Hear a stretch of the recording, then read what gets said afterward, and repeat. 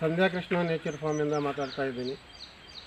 ನಾವು ರೈತರು ಅರ್ಕಲ್ ಬಟ್ಟ ಹಾಕೊಂಡೇ ಓಡಾಡಬಾರ್ದು, ಅವು ಇರಬೇಕು ಅನ್ನೋದನ್ನು ಕನಸು ಬಿಟ್ಬಿಟ್ಟು ನಾವು ಹೊಸ ಹೊಸ ಪದ್ಧತಿಗಳಲ್ಲಿ ಈ ಸಾವಯವದಲ್ಲಿ ವ್ಯವಸಾಯ ಮಾಡಿದರೆ ಯಾರೂ ಯಾರಿಗಿಂತ ನಾವು ಒಬ್ಬ ನೌಕರಿ ಮಾಡೋರಿಗೆ ಅಂದರೆ ಕಮ್ಮಿ ಅಲ್ಲ ಅಂತ ಹೇಳಿಬಿಟ್ಟು ನಾವು ಕೆಳಕನ ಪರಿಸ್ಥಿತಿಗೆ ಬರಬೇಕು ಅನ್ನೋದು ನಮ್ಮ ವಿಶ್ವೇಶ್ವರಯ್ಯ ಡೆವಲಪ್ಮೆಂಟ್ ಆರ್ಗನೈಸೇಷನ್ ಅವರ ಕನಸು. ಈ ಕನಸಿಗೆ ಅವರು ಚಿಕ್ಕ ವಯಸ್ಸಿನಿಂದ ಮಕ್ಕಳನ್ನೆಲ್ಲ ಕರ್ಕೊಂಬಂದು ವ್ಯವಸಾಯ ಕಳಿಸಿ ಅವರು ಕಳಿಸ್ತಾ ಇದ್ದಾರೆ. ಅವರು ನೀವು ರೈತರೆಲ್ಲನೂ ಸೇರಿ ಈ ಥರ ಅವ್ರನ್ನ ಕರ್ಕೊಂಬಂದು ಅವರಿಗೆ ಈ ಥರ ವ್ಯವಸಾಯದ ಬಗ್ಗೆ ಪ್ರತಿಯೊಂದು ವಿಷಯನೂ ಹೇಳ್ಕೊಡ್ತಾ ಇದ್ದರೆ ಅವರೆಲ್ಲರೂ ವ್ಯವಸಾಯದ ಬಗ್ಗೆ ಗಮನ ಹೊಂದುತ್ತಾರೆ.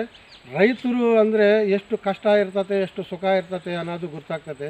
ಒಂದು ನೀರಿನ ಬಾಟ್ಲು 25 ರೂಪಾಯಿ 20 ರೂಪಾಯಿ ಮಾರ್ತಾಯಿದ್ದಾರೆ.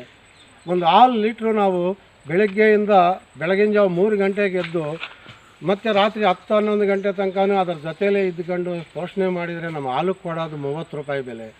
ಇದೆಲ್ಲ ನಮ್ಮ ಮನಸ್ಸಿಗೆ ನೋವಾಗಿದ್ರೇನು ನಮ್ಮ ರೈತರು ಕಸುಬು ಇನ್ನು ಹೆಂಗೆ ಬದುಕೋದು ಅನ್ನೋದು ಉದ್ದೇಶಕ್ಕೆ ನಾವು ಮಾಡ್ತಾಯಿದ್ದೀವಿ.